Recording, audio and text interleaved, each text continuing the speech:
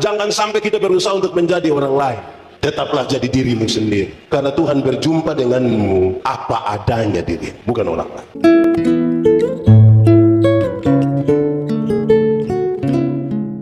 Shalom Bapak Ibu Saudara-saudari yang terkasih di dalam Kristus. Kali ini kita akan mendengarkan khotbah dari Bapak Pendeta Yandi Manobe STH dengan tema panggilan warga jemaat untuk hidup dalam persekutuan dan menghidupi persekutuan. Dalam khotbah yang lucu dan menginspirasi ini, kita akan memahami bagaimana kita sebagai warga jemaat dapat hidup dalam persekutuan yang memungkinkan kita untuk menjadi berkat bagi banyak orang. Dan dengan menghidupi persekutuan, kita dapat menjadi berkat bagi sesama, melayani dengan kasih, dan menjadi saksi Kristus dalam dunia ini. Mari kita dengarkan.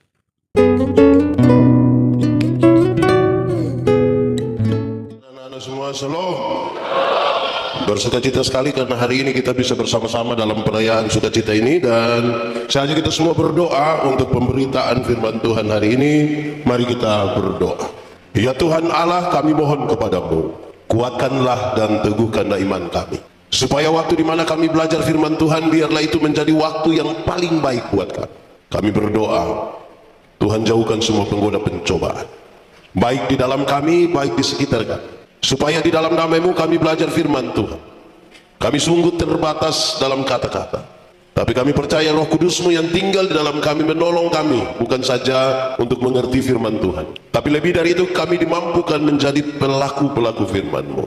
Berkati setiap hati yang sungguh disiapkan untuk pemberitaan firman hari ini. Kami rindu pada firman-Mu. Berfirmanlah bagi kami Tuhan. Di dalam nama Yesus firman yang hidup itu kami berdoa. Amin.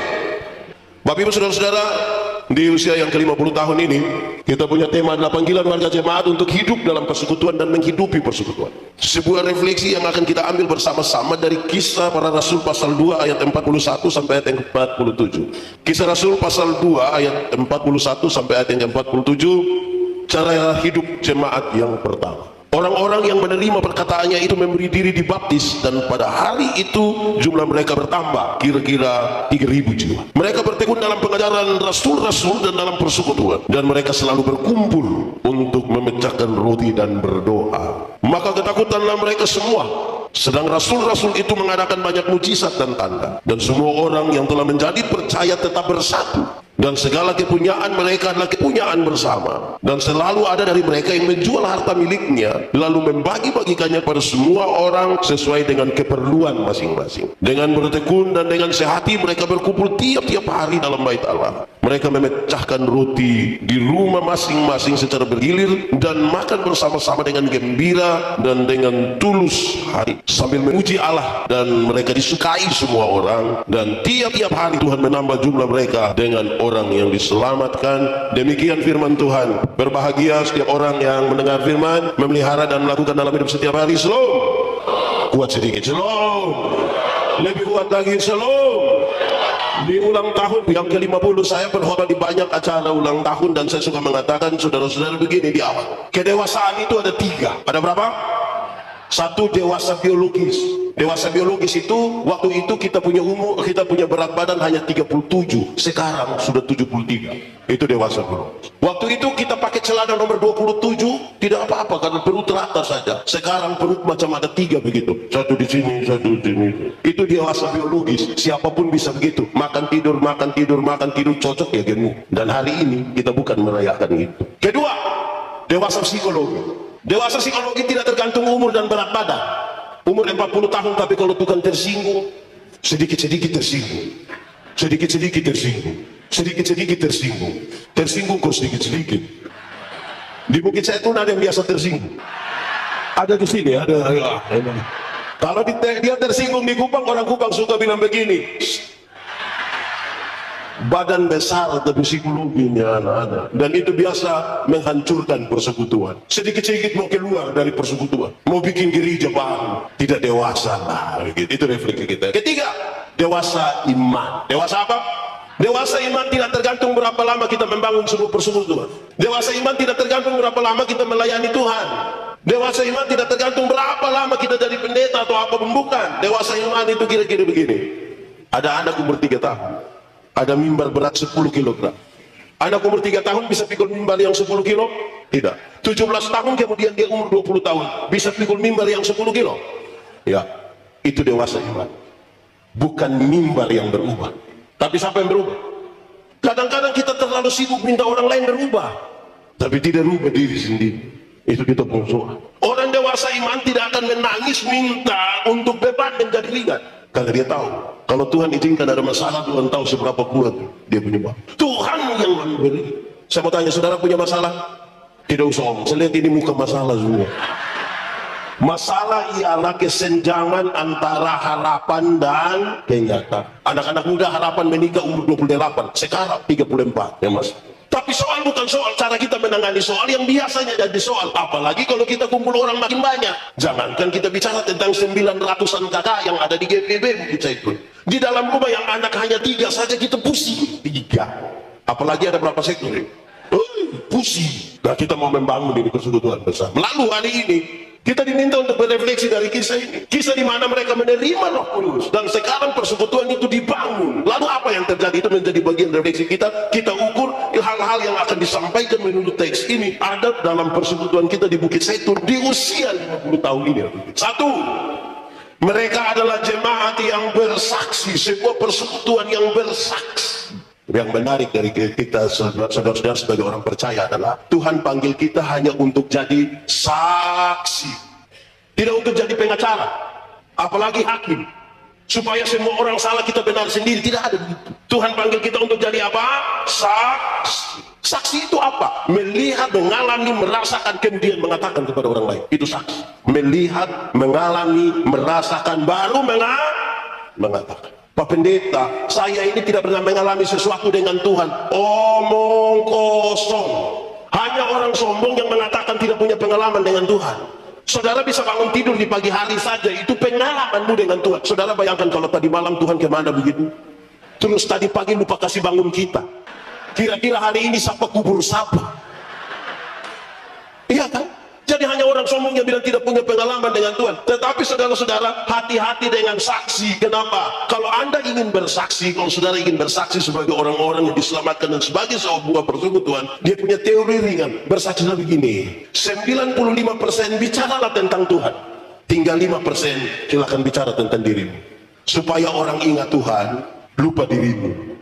Banyak orang balik 95% untuk dirinya. Dia kalau bangun dan bangun dia langsung bilang, waktu itu yang tukang mabukin, yang tukang judi, waktu itu sudah 2 jam, sudah dapat nota dari panitia, tinggal 2 menit baru dia bilang, untung Tuhan.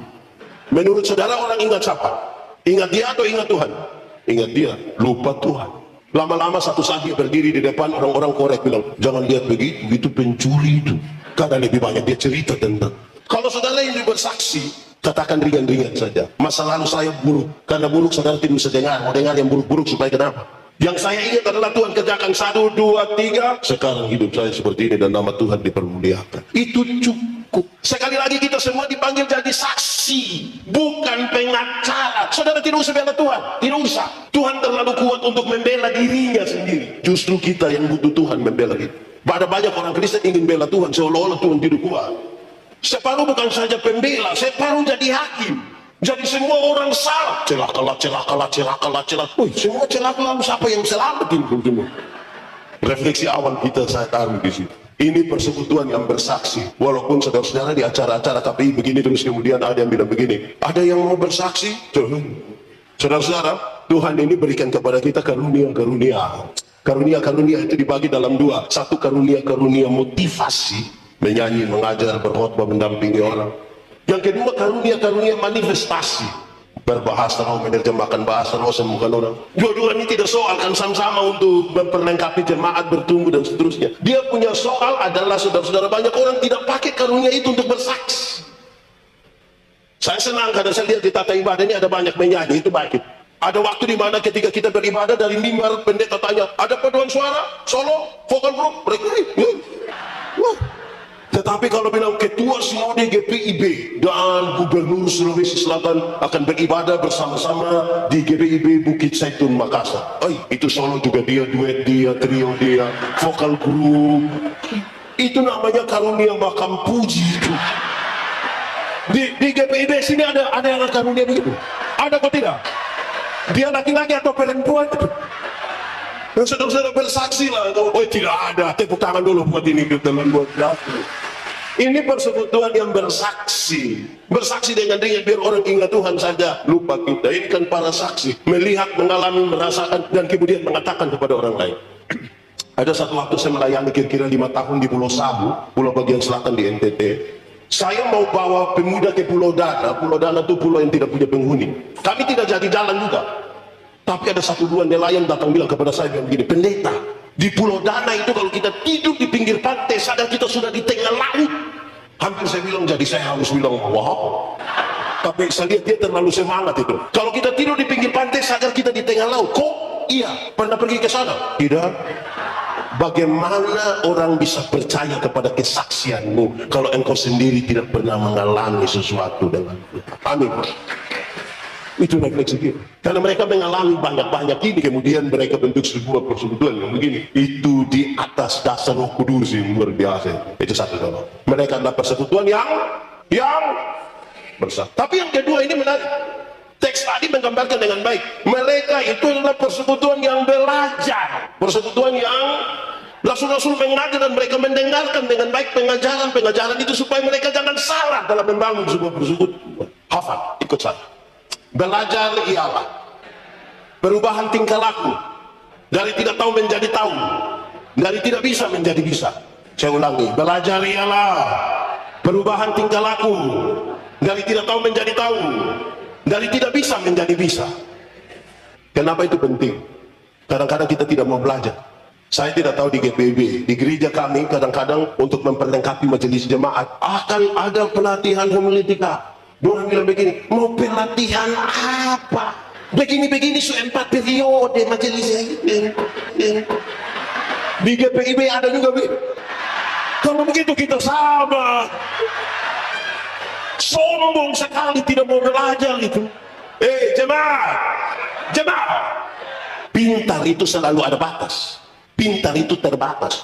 Bodoh itu yang tidak ada batas. Karena itu kita butuh belajar. Butuh apa?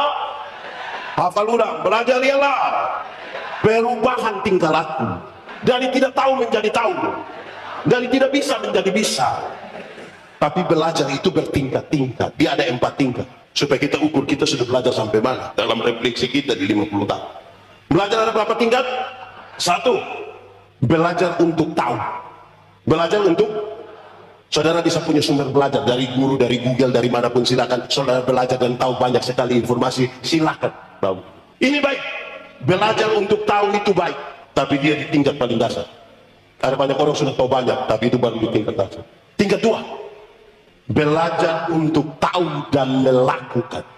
Belajar untuk tahu dan dari 100 orang yang sudah tahu, 100 bisa melakukan. Saya sharing tentang ilmu berkhotbah. Beberapa orang tanya saya, pendeta, khotbah yang baik itu yang bagaimana? Saya bilang, apa maksud? Khotbah yang baik itu tulis atau tidak tulis, berapi-api atau berair-air. Saya bilang khotbah yang baik itu bukan soal tulis atau tidak tulis, bukan soal berapi-api atau berair-air. Khotbah yang baik ialah, pakai bahasa Kupang, omong karmana, bikin begitu.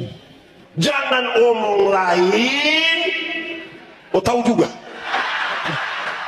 Khotbah yang baik itu omong apa buat, jangan omong lain buat.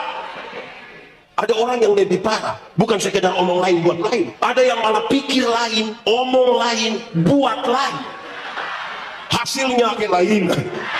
Jadi kalau saudara ketemu orang kelainan itu kan tidak sinkron semua, dari sini semua selalu. Di Bukit Sekun ada yang begitu, dia ada ikut ibadah hari ini, dia pakai baju warna jadi kita betul di dalam, bahaya itu.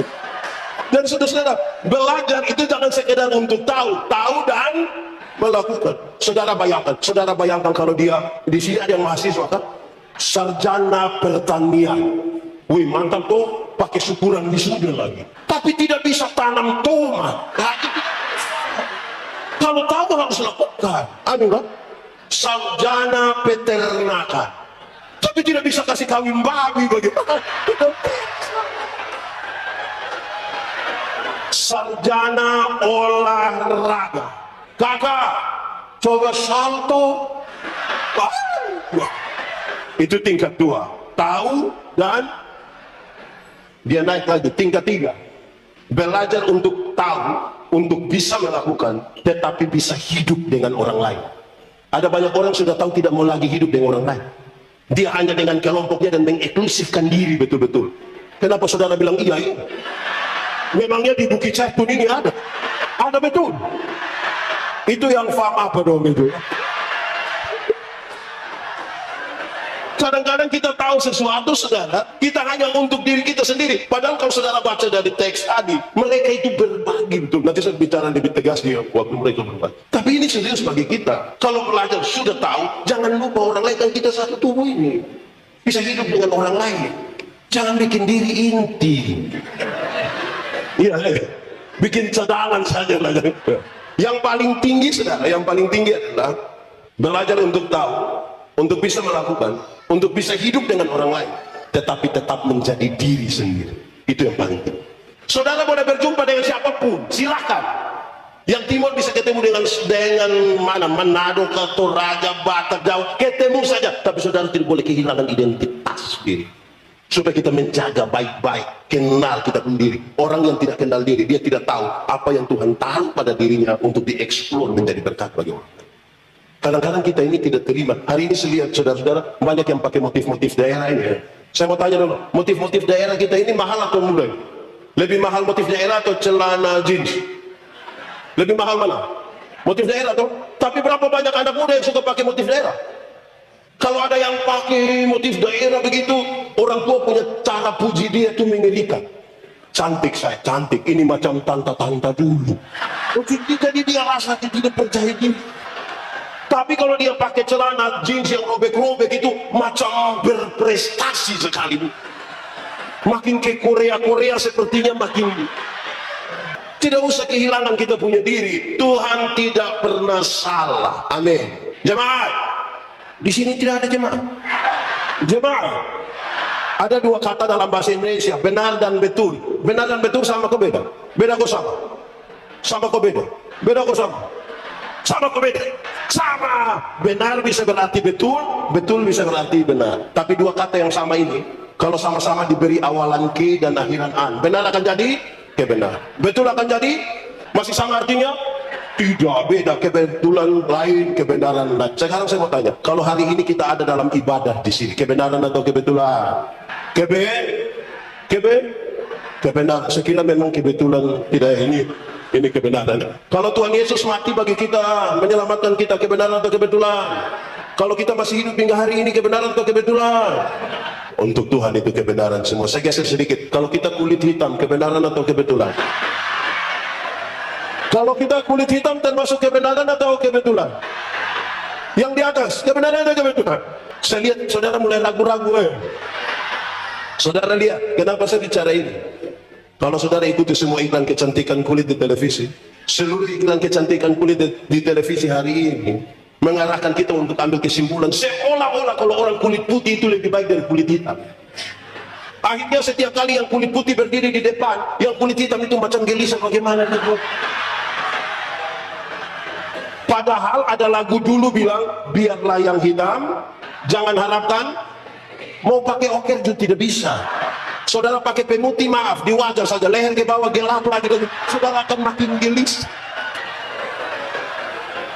Kalau kita rambut keriting, kebenaran atau kebetulan? Mulai semakin yakin. Saudara, seluruh iklan kecantikan rambut di televisi seolah-olah mengarahkan kita ambil kesimpulan seolah-olah kalau orang rambut lurus itu lebih baik dari rambut keriting. Saya protes. Saya berkhotbah dalam banyak acara mendorong budaya positif Valentine. Saya bilang begini, di hari kasih sayang ini yang paling akan menikmati belayan seorang suami adalah mereka yang rambut keriting, bukan yang rambut lurus. Yang rambut lurus itu dia belai tidak terlalu indah lah. Mungkin karena lurus jadi licin. Waktu dibelai kan nanti suami bilang sayang, itu tidak baik. Yang keriting itu kalau dibelai menarik, sayang, tidak. Saudara, jemaat, yang saya mau bilang adalah jangan sampai kita berusaha untuk menjadi orang lain. Tetaplah jadi dirimu sendiri, karena Tuhan berjumpa denganmu apa adanya diri, bukan orang lain. Amin toh. Sudah dua, pertama mereka jemaat yang kedua jemaat yang ketiga, mereka jemaat yang berdoa. Jemaat yang, saya mau tanya, kita jawab jujur dan ringan-ringan saja. Doa itu penting atau tidak? Doa itu gampang atau susah? Doa itu penting, amin. Doa itu gampang, amin. Pertanyaan terakhir, lalu apakah saudara menikmati kehidupan doamu dengan baik? Ini mulai apa? Ulang-ulang. Doa itu penting, doa itu gampang, lalu saudara menikmati kehidupan doamu. Saudara tahu, bagi banyak orang doa itu beban. Yang itu tadi kesaksi terus kita bilang, sebentar kau doa di sini. Dia datang, dia doa cepat-cepat, kemudian dia tanya dia pun teman, tadi saya doa baik ke tidak ya? Ada orang yang cerewet sekali di kota Makassar, yang dia paling cerewet. Tapi kalau kita bilang, Bapak, sebentar Bapak doa makan, kau sembarang. Betul? Di GPB ada. Siapa punya suami? Coba jujur, siapa punya suami? Makanya saya tanya, doa penting, doa gampang, tapi apakah saudara nikmati? Belum tentu. Jemaat, doa itu relasi. Sama-sama, doa itu relasi. Doa bukan kata-kata, doa itu relasi. Banyak orang terlalu memperhitungkan kata-kata sampai lupa membangun relasi. Akhirnya dia punya doa makan, doa baca firman, doa persembahan sama. Di Bukit itu tadi doa relasi. Jemaat, kalau saya dengan Pak Eki, kami dua kenal baik, kami dua punya relasi. Saya jalan kaki, beliau naik motor, ketemu saya di jalan tanpa saya minta, dia berhenti tanpa saya minta. Pendeta, mau kemana? Naik, karena kami dua punya relasi. Tapi kalau kami dua tidak ada relasi, kami dua itu tidak ada hubungan. Saya jalan kaki, Pak Eki naik motor, ketemu saya di jalan, dia berhenti juga. Tapi dia tanya, ojek ke Pak. Doa relasi bukan kata-kata. Amin kok. Karena saudara bisa berkata-kata dengan orang yang saudara tidak kenal sama sekali. Pernah atau tidak saudara alami satu kejadian ini? Saudara ambil handphone, saudara telepon, tiba-tiba ada suara bilang begini, nomor yang Anda tuju tidak dapat dihubungi. Pernah? Itu suara perempuan atau laki-laki? Itu perempuan kenal saudara? Tetangga. Kita bisa berkata-kata dengan orang yang kita tidak kenal. Doa relasi bukan kata-kata. Jemaat, menurut saudara saya kenal saya punya istri tidak? Kami dua ada relasi tidak? Karena saya kenal dia, kami dua punya relasi. Cara meminta kepadanya ringan. Kalau saya mau minta teh, saya bilang, saya bikin teh dong, di gelas kecil ya saya. Jangan banyak gula, Pak, suka takut sakit gula. Kan cara minta hanya begitu. Tidak mungkin saya mau minta teh di sepuisi, saya bilang, Mama, buatlah segelas teh. Jangan terlalu banyak gula ya. Papa takut sakit gula. Itu pas habis ibu akan tanya saya, Papa sehat? Doa relasi bukan kata-kata. Kadang-kadang kita terlalu repot dengan kata-kata lah. Ya biasa saja. Yang penting relasi kita dengan. Lalu bagaimana berdoa setan? Saudara, kalau saudara belajar dari nasihat Rasul Paulus kepada jemaat di Efesus. Efesus pasal 6 ayat 18 diajar ke sebelum begini. Kalau engkau berdoa, dikasih satu, berdoalah setiap waktu. Berdoalah. Yang dimaksud dengan setiap waktu itu bukan jam 1, jam 2, jam 3, jam 4, jam 5, jam 6, bukan itu. Nanti tidak kerja lah, hanya berdoa saja. Yang dia maksud adalah berdoalah waktu kamu susah, berdoalah waktu kamu sakit, berdoalah waktu kamu untung, berdoalah waktu kamu. Kenapa? Ada banyak orang waktu sudah senang ada yang lupa Tuhan. Ada banyak orang ketika susah lupa Tuhan. Dan itu dia bilang, kalau engkau berdoa, berdoalah setiap. Kenapa? Kita sering ditempatkan pada 3 kondisi. 1, ada kondisi di mana kita mau, Tuhan juga mau. Pernah alami? Kita mau sesuatu, Tuhan bilang, ya. Pernah alami? Hati kita berbunga-bunga. Kita bilang, Tuhan terima kasih, Tuhan sangat baik. Kalau kita mau, Tuhan juga. Tapi ada kondisi kedua, kita mau, tapi Tuhan tidak mau. Pernah alami? Waktu saudara mengalami, saudara mau tapi Tuhan tidak mau, apa yang saudara lakukan? Saudara marah kan? Saudara protes dengan Tuhan. Saudara banding-banding, Tuhan kami berdoa, Tuhan tidak jawab. Manusia di sebelah sana yang tidak pernah gereja juga, tiap hari dia ganti-ganti mobil saja. Grab. Ada kondisi yang ketiga. Kondisi ketiga ini kaitan dengan persekutuan. Ada kondisi di mana Tuhan mau, tapi kita tidak mau. Pernah alami? Tuhan mau, tapi kita tidak mau. Pernah alami atau tidak? Oke, kalau begitu saya pakai contoh. Majelis jemaat di GPIB Bukit Catun ini relasi aman semua kok. Ini saya mulai curiga dari saudara. Tidak ada yang baku marah begitu, tidak ada kok. Aman-aman kok. Tidak aman.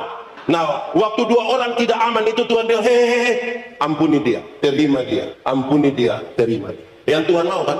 Terus kita bangga protes dengan Tuhan, Tuhan saya mau ampuni dia Tuhan, tapi saya ingat dia bicara.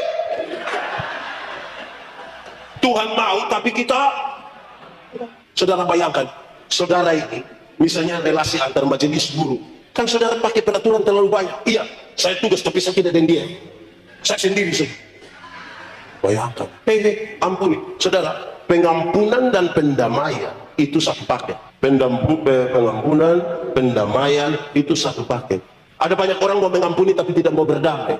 Ada yang mau berdamai tapi tidak mau mengampuni. Yang mau mengampuni tapi tidak mau berdamai, dia suka ucapkan ini kalimat. Dia suka bilang begini, Pak Pendeta, untuk marah saya tidak marah, untuk marah saya tidak marah.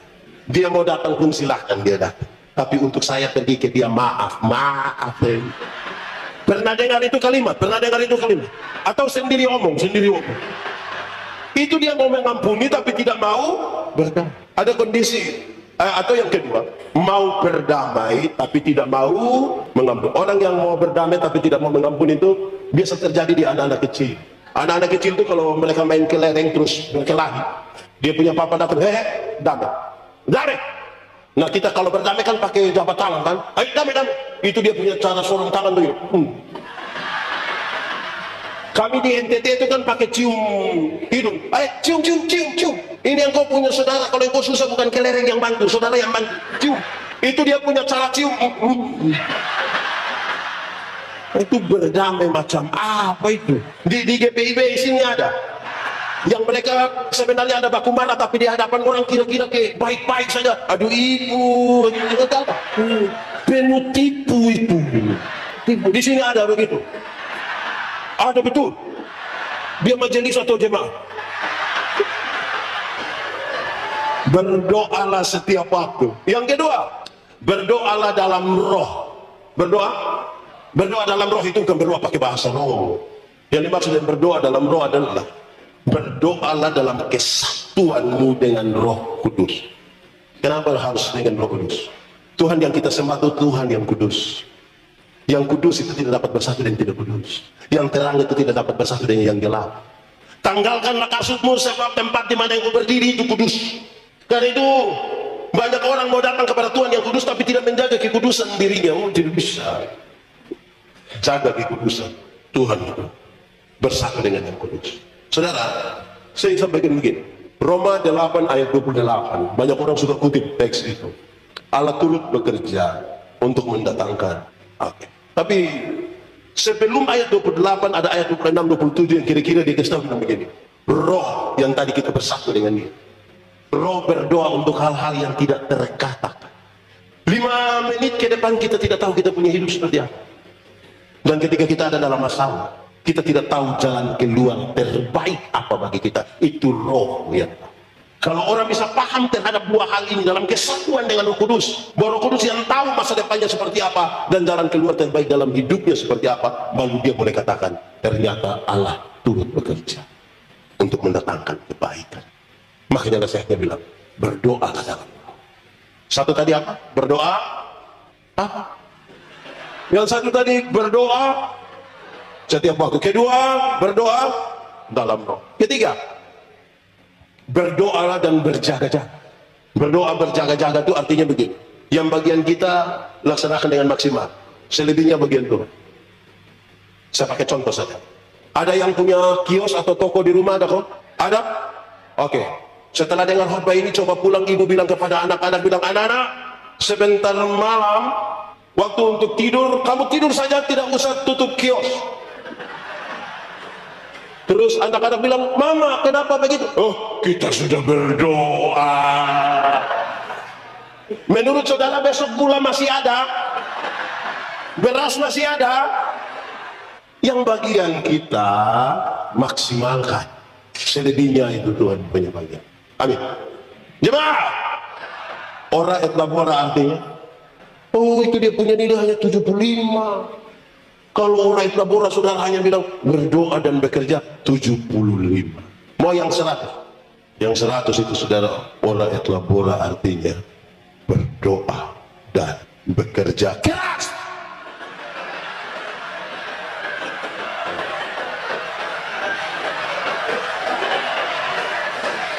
Ulang, orang itu labora artinya dan tambah itu kata keras. Jangan balik doanya yang keras-keras, kehabisan tenaga kerja lema-lema mau sukses.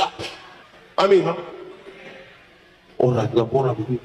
Saudara, yang bagian kita tuh maksimal, saya kasih contoh begini. Mati hidup itu Tuhan yang atur, betul? Amin. Nah, itu soal iman. Yang iman kasih tahu otak, yuk, otak kok tidak? Kita tahu. Kenapa? Mati hidup itu Tuhan yang atur. Jadi otak, engkau tolong kasih tahu kaki, supaya kalau ada truk lari kencang ikut depan, itu kaki jangan lompat ke tengah jalan. Jelas? Ada masa depan dalam tangan Tuhan. Amin. Saudara percaya Tuhan menyiapkan masa depan bagi anak-anakmu. Amin. Oke, koma. Tapi bukan Tuhan yang antar itu anak dong ke sekolah. Siapa yang antar? Orang tua kan? Atau siapa di Makassar yang karena dia terlalu sibuk pagi-pagi dia berdoa, Tuhan, saya sibuk jadi Tuhan tolong jemput anak loh. Tuhan yang jemput pulang kita menangis, Bapak. Jadi bagian kita tolong lakukan dengan baik. Doa dan yang jaga-jaga itu bagian kita. Amin kok. Keempat, berdoa tanpa putus-putus. Berdoa tanpa putus-putus. Ini dibedakan dengan doa setiap waktu. Yang dimaksud dengan berdoa tanpa putus-putus itu berkaitan dengan konektivitas, instalasi. Ini listrik di gedung ini kan sudah diinstalasi kan. Saudara butuh kasih hidup lama kan tinggal tekan dulu. Mau kasih hidup itu kipas angin kan tinggal colok. Mau cak sapi kan tinggal colok. Kan dia sudah terinstalasi. Jadi doa budi. Atau siapa di antara kita yang dia tidak perlu install ini listrik di rumah. Dia pulang baru dia bilang, Mama, nanti saya singgah beli dulu kabel, lampu, tangga. Untuk apa? Listrik. Pagi baru kita bongkar ya. Pagi bongkar, sore datang ulang lagi. Ada yang begitu di Makassar. Dia terinstalasi. Betul tak?